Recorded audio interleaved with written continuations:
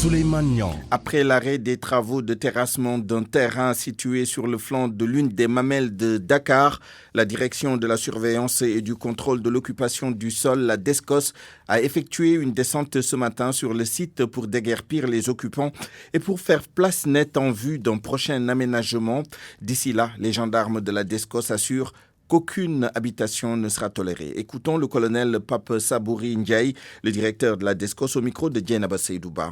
Il s'agit tout simplement de mettre un terme à tout ce bruit, à toute cette polémique dont le phare a fait l'objet ces derniers temps. Comme vous le constatez, le phare est fortement agressé dans ses flancs de part et d'autre, avec des constructions irrégulières aux abords de ce phare. Et on est venu aujourd'hui pour désencombrer, enlever tout ce qui est entre le goudron et le pied du phare, permettre à l'urbanisme de faire d'ici un aménagement paysager après l'annulation de tous les actes administratifs qui ont été produits ici depuis 2010. Ce qui sous-tend aujourd'hui le contentieux foncier, c'est la spéculation foncière. C'est des gens qui squattent les espaces. Après avoir occupé 1 an, 2 ans, 3 ans, sécurisés avec un mur de clôture, ils vont rapidement vers la voie de bail. Et souvent, ça pose un sérieux problème. Malheureusement, ces sites qui sont visés ne sont pas souvent des sites vraiment destinés à l'habitation. Encore qu'il faudrait remarquer que le phare est un patrimoine qui est classé, qui doit être protégé de tout le monde. C'est ça la réalité. Donc aujourd'hui, on est là pour faire partir tous ceux qui sont ici. Ils vont tous quitter aujourd'hui, avant qu'on nous quitte les lieux. Et puis, l'ancien député Cheikh Omar Sy propose la création d'une agence nationale pour la gestion équitable du foncier. Selon lui, la Direction générale des impôts et domaines ne doit plus gérer le foncier et doit être même supprimée. Cheikh Omar Sy était l'invité de RFM Matin. Le président de la République l'a dit, 95% des problèmes qui arrivent sur son bureau concernent le foncier. Et on sait que la Direction des impôts et domaines joue un rôle aujourd'hui qui n'est pas des meilleurs dans la gestion de nos fonciers. À mon avis, ce que le président de la République doit faire, c'est de dissoudre la Direction générale des impôts et des domaines et de proposer juste la Direction des impôts qui s'occupe que des impôts, et on aura une agence pour la gestion équitable du foncier. L'agence devra vraiment proposer aux Sénégalais différentes assiettes foncières selon aujourd'hui leur capacité financière, mais avec l'obligation de faire passer ces achats-là par les banques pour qu'il y ait une traçabilité. Parce que vous savez aussi, s'il y a beaucoup de blanchiment d'argent, on le fait dans le bâtiment. Donc si le président de la République met une place à une agence et qui travaille dessus avec le ministère de l'urbanisme pour un meilleur aménagement et pour un accès équitable du foncier à tous, je pense que ça résoudra le problème avec des mesures très drastiques par rapport à ceux qui vont gérer l'agence et laisser à la Direction générale des impôts le soin de gérer les impôts. Si on ne le fait pas, on va être dans une situation où le Sénégal va imploser à cause du foncier qui, partout dans le Sénégal, cause un problème majeur pour les populations. Et puis, notez que Serigne Bass Abdou Khadre, le porte-parole du Khalife général des Mourides, fera une déclaration cet après-midi à 16h. Ce sera à la résidence Khadimou Rassoul de Touba. Pour l'instant, on ignore la teneur de cette déclaration, mais le nom du marabout est cité dans une affaire d'attribution et de revente de 9 hectares au camp Leclerc de Dakar. RFM, la radio de toute l'actualité. Allons maintenant dans la capitale française devant la 32e chambre du tribunal correctionnel de Paris où se déroule le procès de l'ancien président de l'I2AF, Lamine Diack, et 4 autres personnes pour des faits de corruption sur fond de dopage. M. Diack sera entendu cet après-midi. Depuis ce matin, c'est son ancien conseiller juridique, Maître Habib Cissé, qui était à la barre. En direct avec nous, notre correspondant permanent à Paris, Cheikh Sidou Silla. Bonjour. Bonjour Souleymane. Alors, où en est-on de cette audition de Maître Habib Cissé?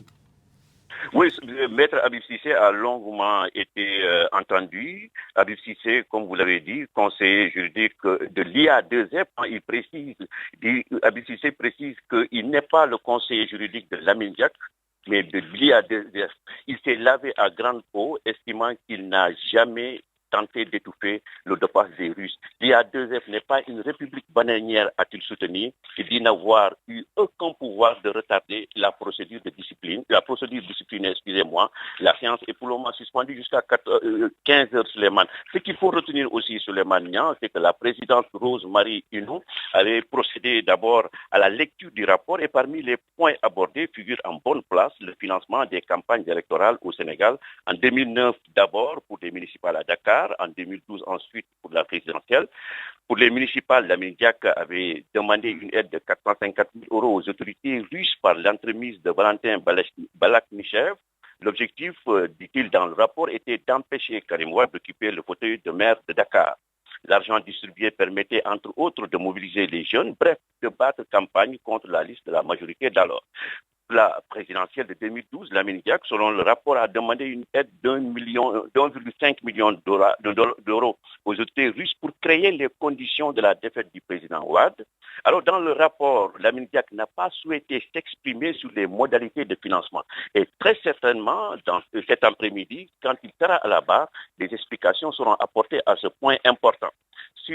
Selon le rapport, Massata Diack a contesté les propos de son père sur le financement des campagnes électorales au Sénégal. Et pourtant, Nick Davis, ex-secrétaire général adjoint de l'I2AF, a lui déclaré que Massata Diack lui avait fait part du soutien des Russes à son père dans le cadre de ses campagnes. Vous voyez donc, Lamine Diack aura fort à faire, n'est-ce pas, à apporter des clarifications sur ces points. L'autre point important aussi, Souleymane, sont les clarifications qu'il doit apporter sur le contrat de sponsoring avec la banque russe VTB. Selon le rapport, le président Diack a demandé à ses collaborateurs de différer la suspension des athlètes russes pour maintenir le contrat de sponsoring avec cette banque. Y a-t-il une contrepartie? C'est ce qu'on tentera de savoir cet après-midi quand il aura pris la parole. Merci, cher Sidou Silla. Nous suivrons de très près avec vous cette audition de M. Lamine Diack cet après-midi. Lors de nos prochaines éditions, nous vous retrouverons donc lors de ces éditions-là.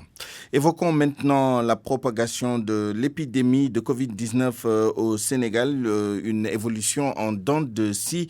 Et aujourd'hui, on note une nouvelle poussée du virus, plus de 100 cas en 24 heures et surtout un taux de positivité en nette hausse. Mais avant d'analyser les chiffres du jour, faisons le point avec le docteur Marie-Khémesse Ngom Ndiaye, directrice générale de la santé au ministère de la Santé et de l'Action sociale, porte-parole du jour. Sur 1205 tests réalisés, 124 sont revenus positifs, soit un taux de positivité de 10,2%. 10,2%. Les cas positifs sont répartis comme suit. 109 cas contacts suivis par nos services, 15 cas issus de la transmission communautaire répartis entre Mbao 4, Guédiawaye 2, Pikine 1, Maris 1, Yeumbeul 1, Grand Yoff 1, Dieuppeul 1, Yarax 1, Ziguinchor 1 et Touba 2. 76 patients hospitalisés ont été déclarés négatifs et guéris. 18 cas graves sont pris en charge dans les services de réanimation. L'état de santé des autres patients hospitalisés est stable. À ce jour, 4640 cas ont été déclarés positifs, dont 2885 guéris, 52 décédés et donc 1702 sous traitement. Le ministère de la Santé et de l'Action sociale exhorte les populations à se mobiliser davantage au sein des communautés pour un respect strict des mesures de prévention individuelle et collective. Je l'évoquais tout à l'heure, le taux de positivité du jour est de 12,2%. C'est l'un des taux les plus élevés depuis l'apparition du coronavirus au Sénégal. Suivons les explications d'Awambaye. 10,2%, le taux de positivité de ce matin fait partie des plus élevés. En général, il dépasse rarement 10%, même si on a remarqué que les chiffres ont atteint 12% le samedi 16 mai 2020. Le taux de positivité est calculé donc sur la base du nombre de tests effectués par jour et celui de ce matin était de 1200 prélèvements, dont les 124 étaient revenus positifs. Le Sénégal, le 2 mars, date à laquelle il a enregistré son premier cas à Covid+, et le 2 juin, 3 mois se sont écoulés et le ministre de la Santé et de l'Action sociale a signalé que le taux de positivité global est de 7,36%, soit 4 021 cas positifs sur 49 090 tests passés en laboratoire. Après donc les dernières mesures d'assouplissement annoncées le 5 juin dernier, c'est la première fois que le taux de positivité est à ce niveau. Traduit-il ou non le niveau de relâchement des populations constaté par les observateurs? Les chiffres des jours à venir nous édifieront sur l'évolution de la courbe qui a une tendance baissière depuis 3 semaines, selon le ministre de la Santé et de l'Action sociale. Un mot sur l'opération coup de poing lancée par la police pour faire respecter les mesures barrières.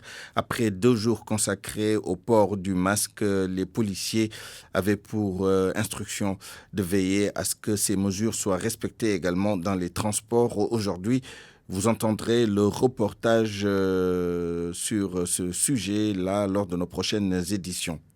S'agissant de la relance des activités du secteur privé affecté par la pandémie du Covid-19, le ministre de l'économie a reçu l'UNACOIS Yessal ce matin pour voir comment accorder des lignes de crédit à ce secteur.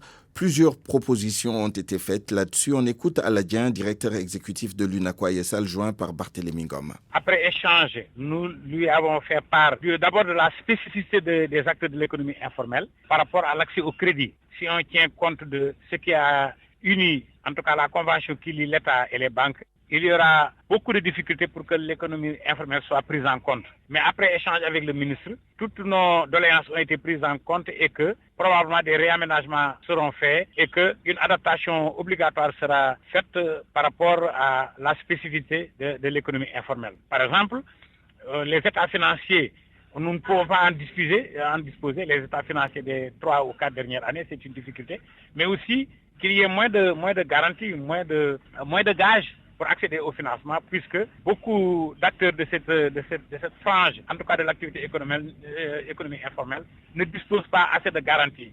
Donc il y a lieu que l'État soit à nos côtés pour nous assister, pour que l'accès au crédit soit facilité et que le ministre en tiendra compte, le ministre et ses services en tiendra compte. Après la réunion d'aujourd'hui, probablement il y aura d'autres réunions techniques, mais nous souhaitons que ça se passe, que en tout cas les opérations de financement débutent dès la fin de juin, en tout cas début juillet. Les gens ont beaucoup souffert et ils n'attendent que ça pour relancer leur activité. RFM, fréquente modulation 94.0, la radio en puissance. Lentement mais sûrement, l'hivernage s'installe au sud et à l'est du Sénégal après les précipitations plus ou moins fortes enregistrées dans les régions de Kédougou, Tambacounda et même de Matam. Il a plu à verse hier à Ziguinchor.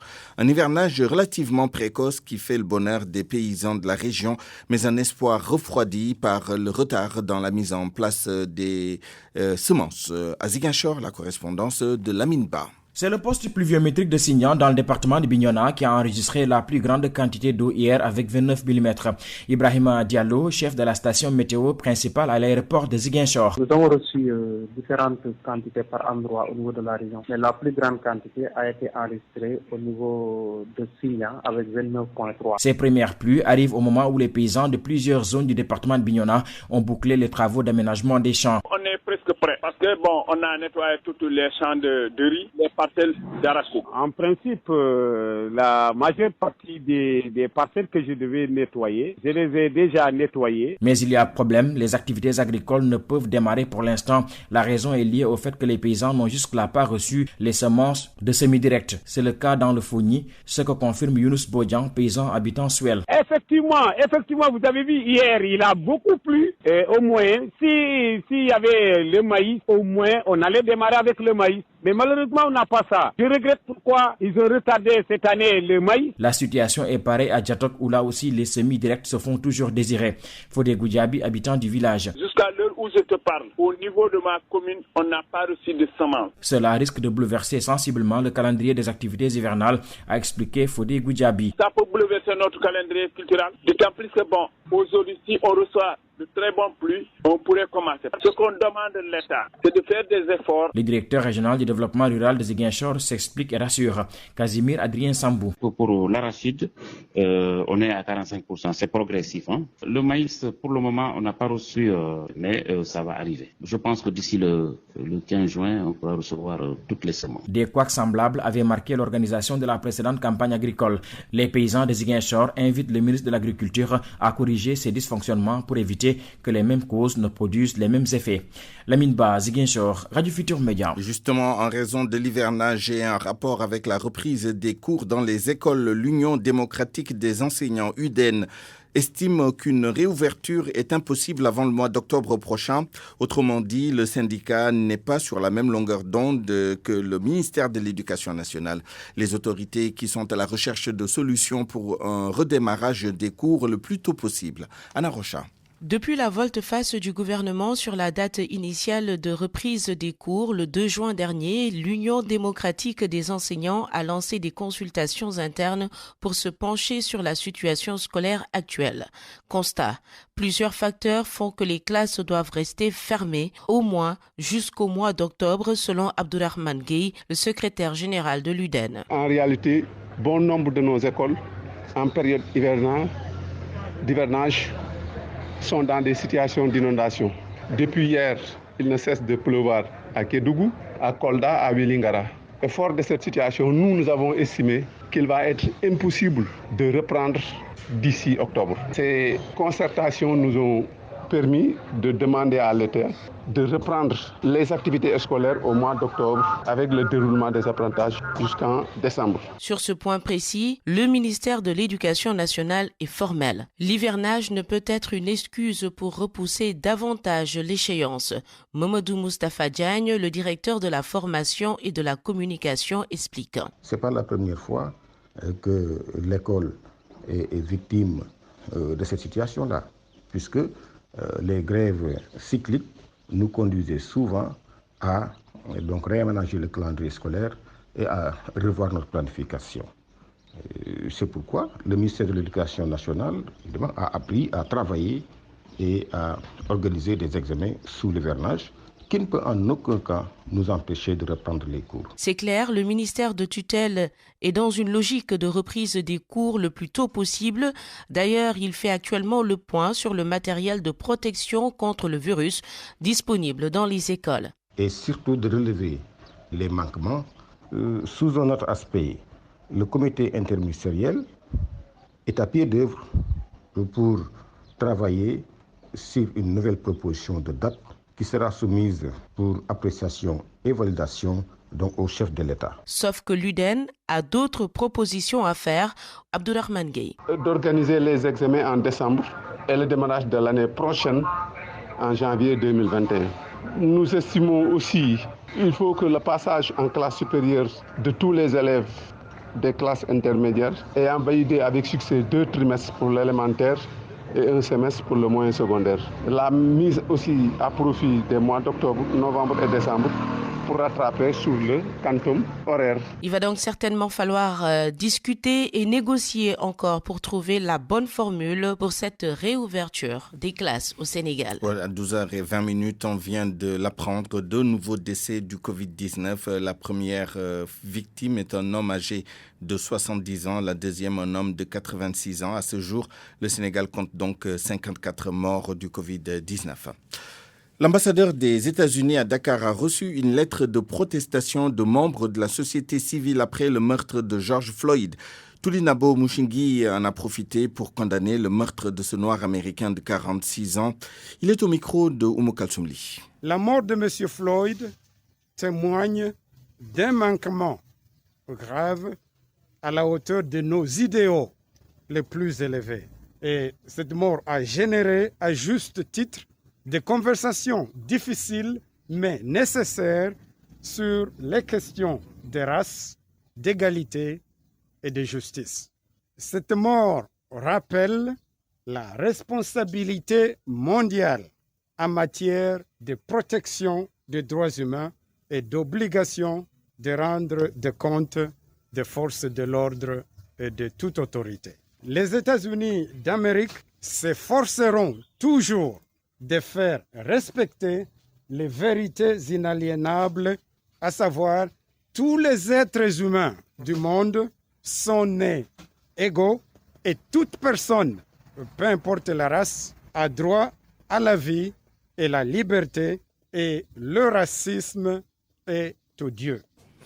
Et puis, notez que cet après-midi, les leaders des partis de la majorité présidentielle seront aussi à l'ambassade des États-Unis à Dakar pour exprimer leur indignation suite au meurtre de George Floyd.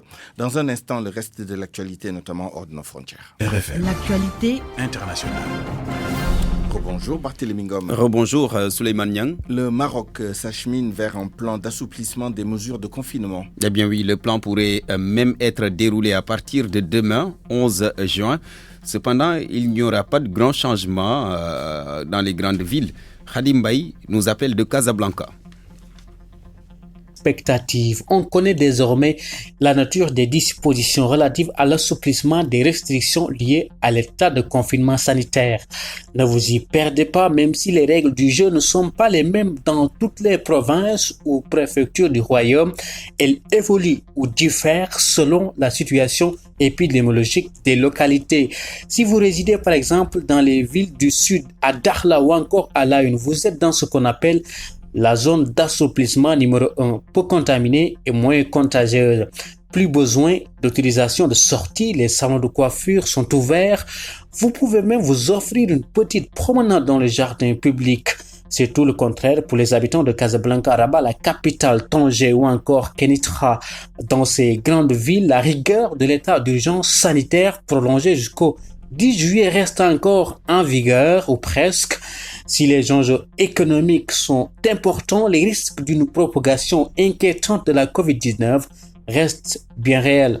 Khadim Baye, Casablanca, Radio Futur Média. Au moins 200 civils ont été victimes d'exactions entre février et avril dans le Sahel, selon un rapport d'Amnesty International. Le rapport publié ce matin met au banc des accusés les forces de défense et de sécurité. Les pays concernés, le Mali, le Niger ou encore le Burkina Faso. Les exactions ont été commises entre février et avril. Là-dessus, nous écoutons Ousmane Diallo, chercheur pour l'Afrique de l'Ouest francophone au bureau régional d'Amnesty International ici à Dakar. Nous avons recensé près de 200 violations des droits humains qui ont été commises par les forces de défense et de sécurité du Mali, du Burkina Faso et du Niger entre février et avril 2020 dans le cadre de leurs opérations militaires. Donc ces violations consistaient en des exécutions extrajudiciaires de populations civiles dans le cadre d'opérations, mais aussi d'homicides illégaux et de disparitions forcées qui ont été perpétrées par les forces de défense et de sécurité de ces trois pays. Et je dirais que la situation au Sahel demeure toujours alarmante comme elle était l'année dernière, parce que ce n'est pas la première fois qu'on dénonce des violations qui ont été perpétrées par les forces de défense et de sécurité. Et au-delà de ces violations-là, il y a aussi des abus qui sont commis sur les populations par les groupes armés comme le groupe pour le soutien à l'islam et aux musulmans et l'État islamique dans le Grand Sahara. Nous aimerions que la communauté internationale, aussi bien les partenaires stratégiques des États sahéliens comme la France, l'Union européenne, ou bien les acteurs régionaux comme la CEDEAO et l'Union africaine, montre davantage et fasse pression sur ces États-là afin qu'ils respectent les violations des droits humains. Récemment, la MINUSMA a fait une même analyse de la situation au Mali en publiant un rapport de janvier à mars 2020 qui montre que des exactions ont été commises par les forces de défense et de sécurité et par les groupes armés. Il y a tout le temps des promesses d'enquête qui sont formulées par ces États-là, que ce soit au Mali ou au Burkina Faso, mais ces enquêtes-là n'ont jamais été conclusives et les responsabilités n'ont jamais été situées par rapport à ces différents incidents. Et à l'heure actuelle, il importe alors qu'on parle de la coalition pour le Sahel qui a été initiée à la suite du sommet de Pau de janvier 2020, de centrer l'action et le partenariat de ces différents acteurs-là autour du respect des droits humains et des droits internationaux humanitaires. Ousmane Diallo, chercheur pour l'Afrique de l'Ouest francophone au bureau régional d'Amnesty International à Dakar, Souleymane. Plus de 60 morts dans une attaque djihadiste au nord-est du Nigeria. C'est tout un village, Souleymane, qui a été rasé et 69 personnes ont été tuées. Il s'agit d'une attaque de Boko Haram dans l'état de Borno. Cette attaque constitue, selon un chef local, des représailles à l'assassinat de combattants djihadistes par la milice d'autodéfense locale qui protégeait le bétail du village contre le vol. Et puis au Canada, un projet de loi considéré comme une des pires mesures anticonstitutionnelles soumis au Parlement pour examen. Une loi qui, selon certains, participe à restreindre les libertés au moment où d'autres réclament la fin de l'état d'urgence sanitaire. Les détails avec Mamadou Aïchendiaï. Le projet de loi 61 proposé par le gouvernement du Québec fait l'objet d'une vive contestation. D'ici au 12 juin, sur la loi PASS, c'est 202 projets qui seront exécutés. Des citoyens canadiens sont au Parlement québécois pour contester cette mesure. Dans ce projet de loi, selon ces citoyens cachés derrière des soi-disant mesures d'accélération de projets d'infrastructure, se cachent, selon eux, les pires mesures anticonstitutionnelles. Sylvie Vandette explique la teneur de ce projet de loi. C'est le gouvernement Legault, en fait, et son équipe qui s'octroient avec cette loi-là, si elle passe, parce qu'ils ont jusqu'au 12 juin pour passer la loi, entre autres, d'avoir le plein accès pour construire tous les projets d'infrastructure qu'ils ont atteint, 202 projets pour être plus précise. Et pour cela, ils veulent aussi s'octroyer le droit de faire fi des règles environnementales, protéger l'eau potable, les animaux en voie de disparition, les forêts. Entre autres revendications, le droit au gouvernement d'exproprier n'importe qui, n'importe quand, sans possibilité de se défendre en cours de manière permanente. Les contestataires disent non à la prolongation de l'état d'urgence sanitaire de manière indéterminée. Ils veulent avoir le droit de prolonger l'état d'urgence sanitaire de façon indéfinie, indéterminée. Et puis déjà, le peuple souffre, le peuple canadien souffre de toutes ces restrictions. Les familles, les enfants, les couples, les milieux de soins, toute la population souffre. Et ils nous relâchent à petits pas, mais on a un collier, un lasso dans le cou. On ne peut pas avancer plus loin. Alors, nous, ce qu'on est venu revendiquer aujourd'hui, en espérant que ça va réveiller les esprits, de ne pas se laisser, que ce projet-là ne soit pas adopté par la Chambre. Sinon, on va perdre nos libertés. Mamadou Ndiaye, Montréal, Radio Futur Média. Mamadou Ndiaye, et puis Souleymane, on termine par cette information. 4 pays supplémentaires qui vont bénéficier du moratoire sur leurs dettes. Et parmi eux, 3 pays africains, l'Éthiopie, le Tchad et la République du Congo. Le 4e, c'est le Pakistan. Cette annonce a été faite le 9 juin par le Club de Paris qui réunit l'ensemble des pays occidentaux qui détiennent l'essentiel des dettes des pays en voie de développement. 12 pays au total vont bénéficier désormais d'un report du service de leurs dettes. Merci Barthélémy Ngom. Merci. RFM, l'info, c'est ici. L'info, c'est ici. À présent, Coronews, l'actualité de la pandémie de Covid-19 avec Youssouf Bodian. Au Sénégal, le bilan du jour est marqué par les 4 nouveaux cas graves admis en réanimation et un taux de positivité de plus de 10%. Le Cameroun a enregistré près de 2000 nouveaux cas de coronavirus en une semaine, c'est-à-dire entre le 1er et le 7 juin, soit au moins 270 nouveaux cas par jour. Selon le ministre de la Santé, l'assouplissement des mesures restrictives a fait atteindre le pic. Le Cameroun a recensé plus de 8000 cas et près de 4750 guéris. 210 patients ont perdu la vie à cause du coronavirus. La situation ne s'arrange pas aussi en Égypte où plus de 1200 morts ont été enregistrés pour environ 33 000 cas. Malgré tout, les autorités se préparent à ouvrir le pays aux touristes. Les stations balnéaires de la mer Rouge et les plages de la Méditerranée, non loin d'Alexandrie, vont ouvrir leurs portes. L'Union européenne va octroyer près de 20 millions d'euros à la République démocratique du Congo pour aider le pays à combattre la propagation du coronavirus. Ce financement permettra de soutenir des activités d'information et de sensibilisation ainsi que l'accès aux soins de santé. À ce jour, la République démocratique du Congo compte 4 259 cas confirmés de Covid-19, dont 539 guéris et 90 décès. 34 Tchadiens contaminés par le coronavirus ont été guéris à 100% après avoir reçu un traitement à base d'antibiotiques associé au Covid Organics. L'information a été donnée par le ministre de la Santé de ce pays qui a annoncé une grosse commande du côté de Madagascar. Malgré tout, ce remède n'est jusque-là pas validé par l'OMS. Justement, la responsable technique de la cellule chargée de la gestion de la pandémie à l'Organisation mondiale de la santé avait déclaré lundi que sur la base d'études réalisées dans plusieurs pays, la transmission du virus par une personne asymptomatique semblait très rare. Ces propos, largement relayés sur les réseaux sociaux, ont fait vivement réagir une partie de la communauté scientifique qui estime que l'OMS est allée trop vite en besogne. Maria Van Kerkhove a dû apporter hier une clarification à ses propos, invoquant un malentendu. Pendant ce temps, à Washington, aux États-Unis, des réservistes de la Garde nationale ont été testés positifs à la COVID-19, c'est après avoir été déployés face aux manifestants suite à la mort de George Floyd. Une situation qui fait craindre une résurgence de l'épidémie à la faveur des rassemblements contre les violences policières qui ébranlent le pays.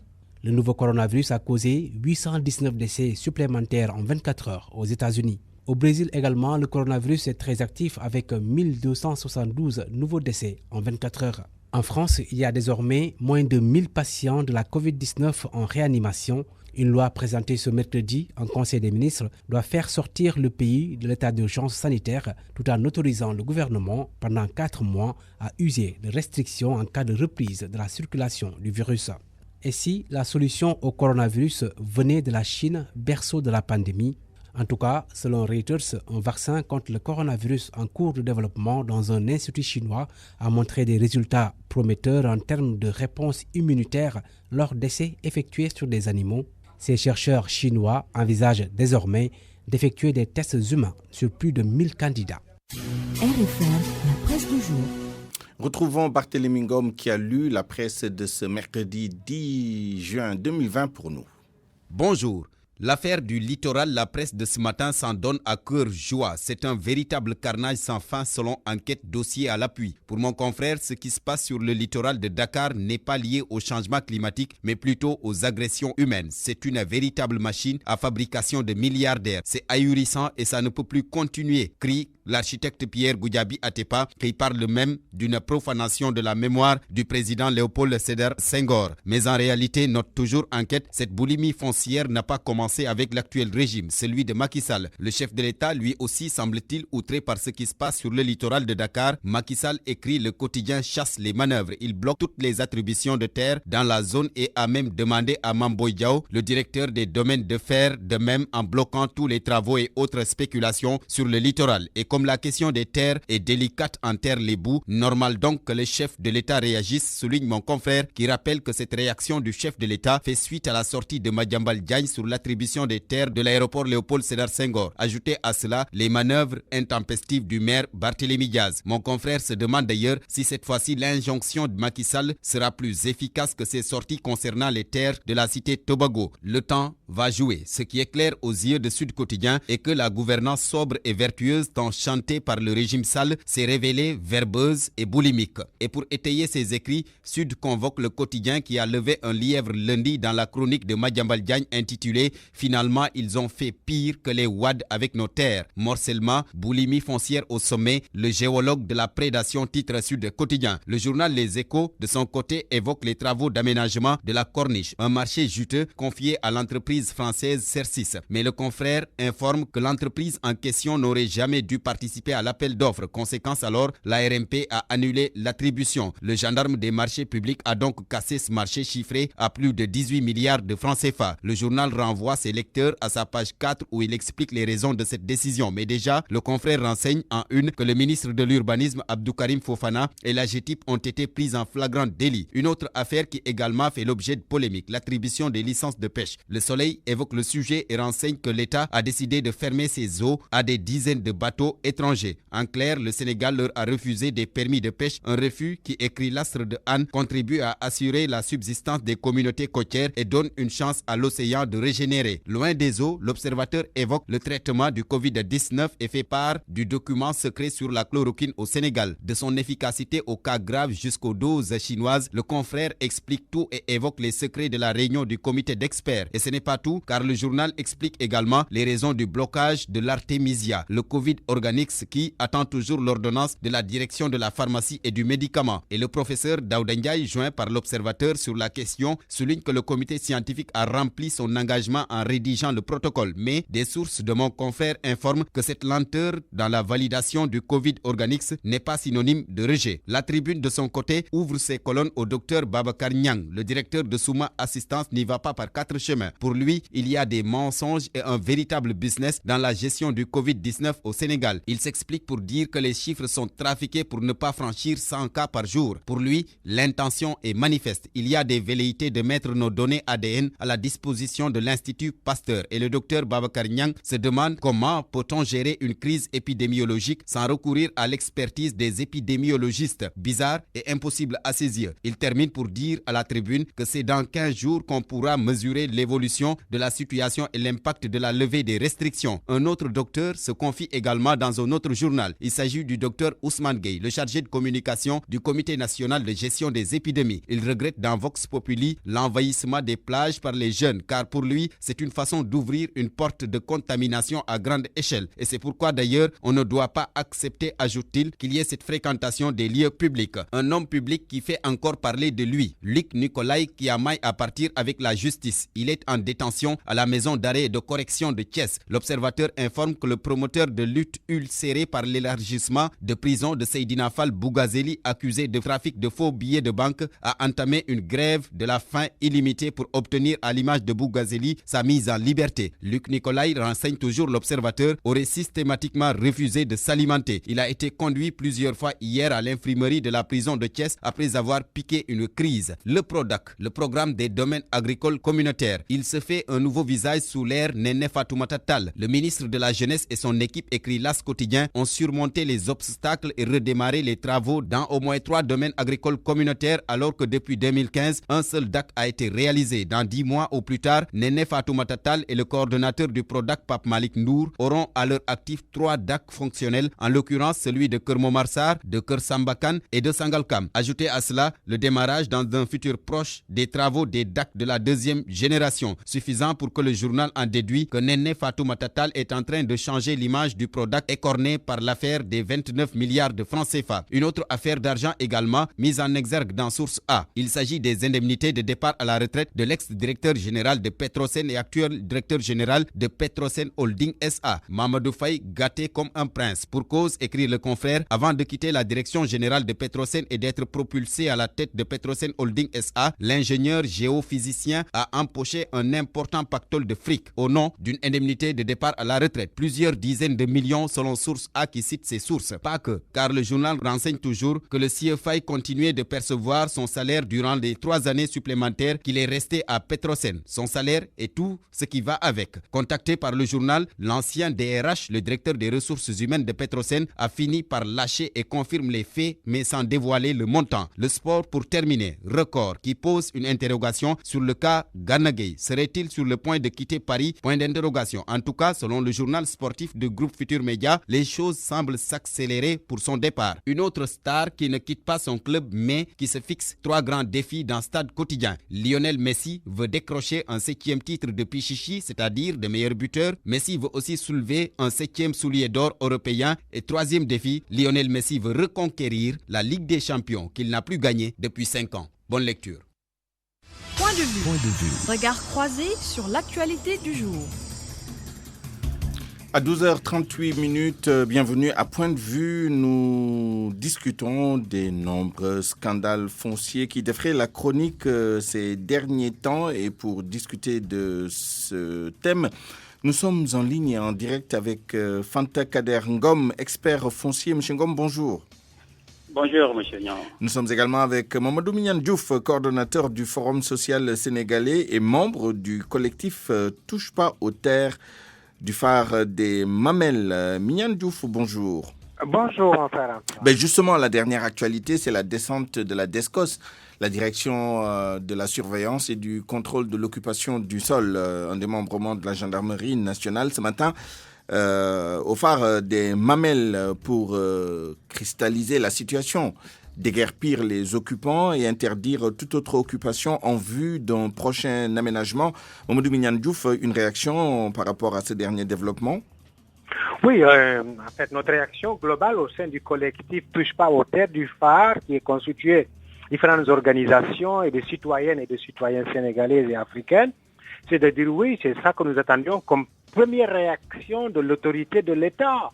Parce que ce que vous avez évoqué tout à l'heure, l'acharnement sur l'accaparement des terres africaines, et aussi bien sur la partie continentale que sur la partie du littoral, a atteint son summum quand les individus ont osé venir au bas du flanc du phare des Mamelles pour millimétrer quelque chose et descendre des caterpillars pour creuser, comme s'ils voulaient aller donc réveiller par choc le rocher du volcan.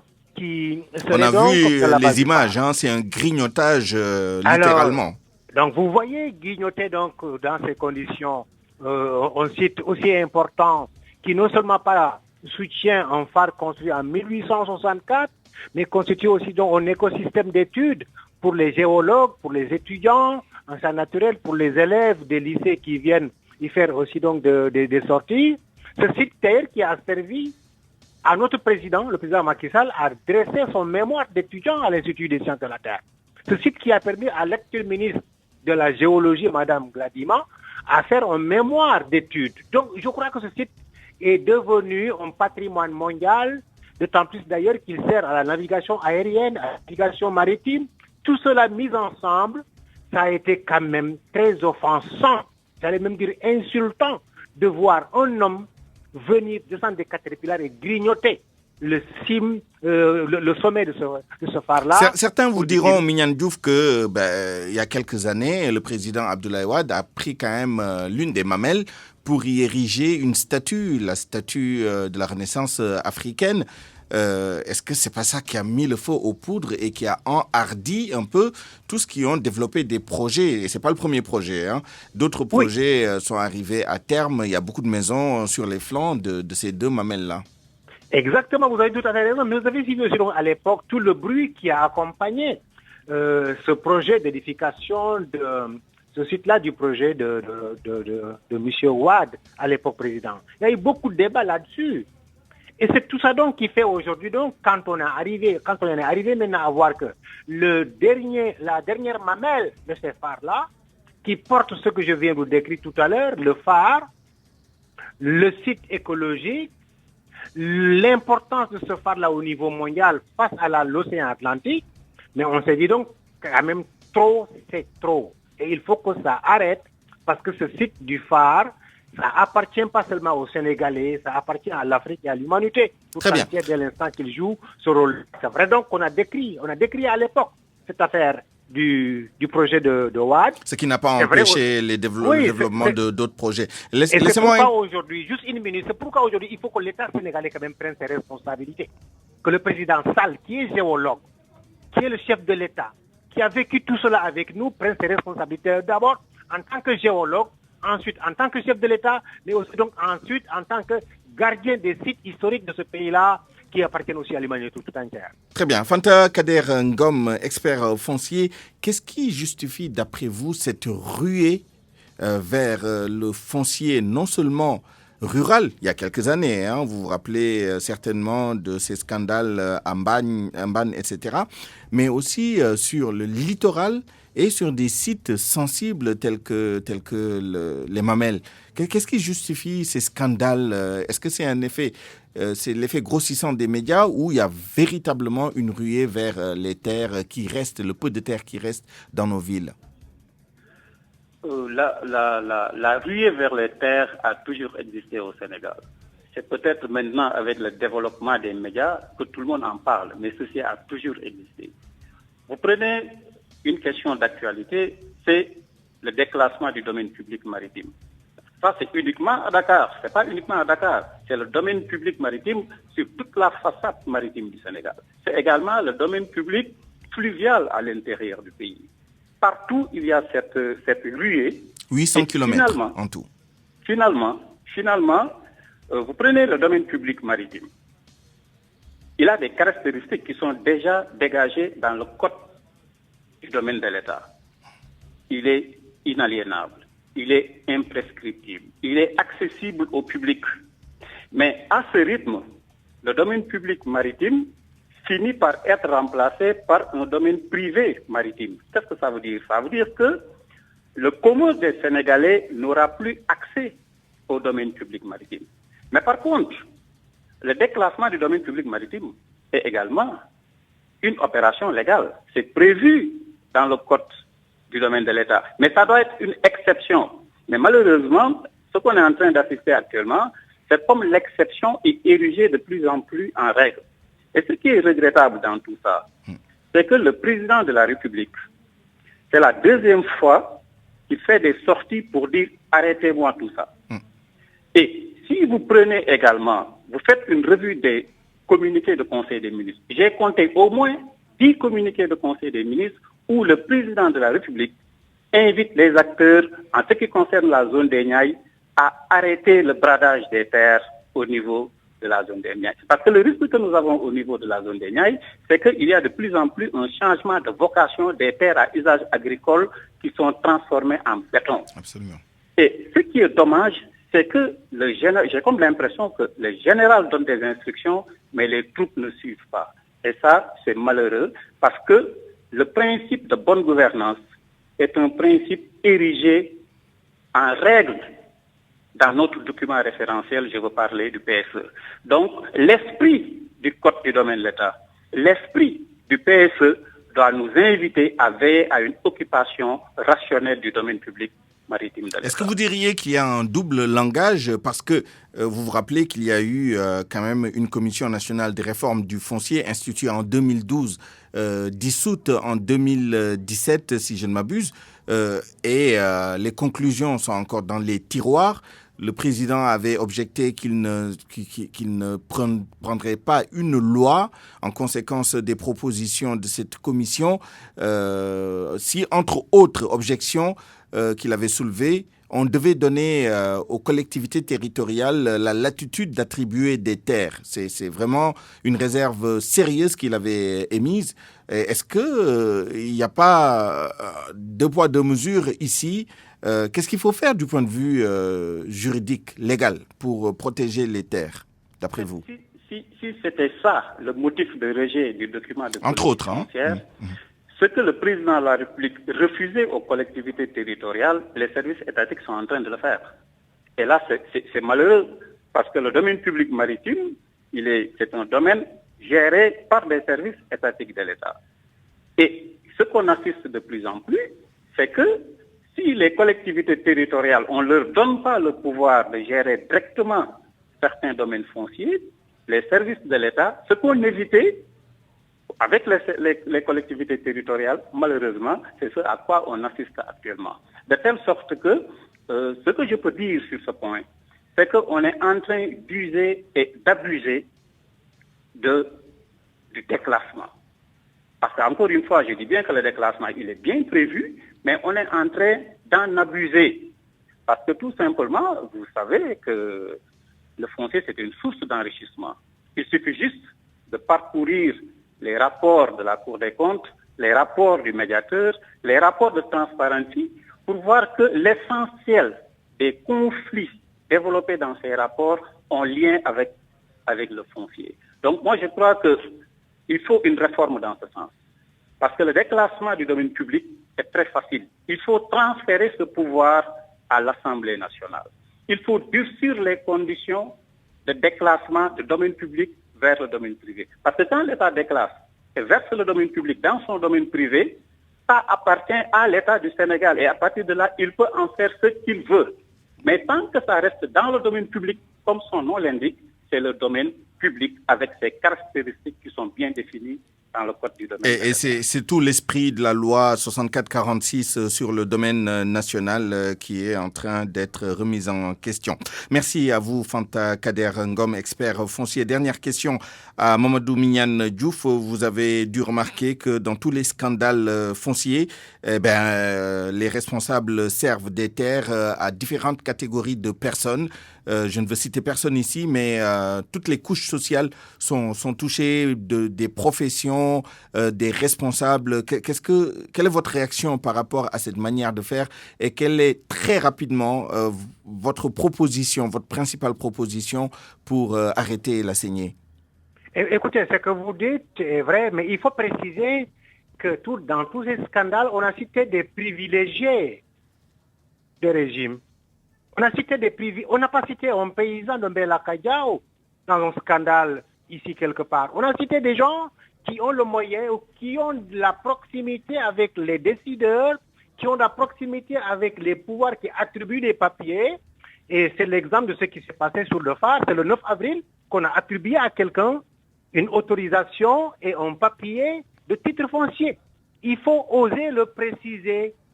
Il faut aussi donc, à partir de ce moment, rappeler à tout le monde que la terre n'est pas à vendre. La terre étant un patrimoine commun à tous les peuples africains au Sénégal et à tous les Sénégalais, il faut que l'État du Sénégal, que les États africains veillent à préserver ces terres pour l'ensemble des populations. et que ce domaine public reste un domaine public. Quand on doit éventuellement donc en faire un domaine privé, je suis d'accord avec la proposition tout à l'heure de mon ami qui dit qu'il faut donc durcir les conditions. Oui, consulter l'Assemblée nationale, consulter aussi les populations locales dès l'instant qu'on a une loi sur le local. Donc consulter tout le monde et avant de pouvoir décider de déclassifier éventuellement une zone et de le mettre à disposition de quelqu'un. Merci beaucoup, Mamadou Mignane Diouf. Vous êtes le coordonnateur du Forum social sénégalais. Vous êtes membre du collectif Touche pas aux terres du phare des Mamelles. Merci à tous les deux d'avoir pris part à ce point de vue. À 12h51, c'est la fin de cette édition du Grand Journal que je vous remercie d'avoir suivi. Merci à toute l'équipe qui m'a aidé à la préparer et à vous la présenter. Mamadou Mohamed Ndiaye vous présentera la principale édition de la mi-journée en Wolof à 13h. Tout de suite, Allo Présidence. Excellente suite des programmes. Très bon après-midi. Au revoir.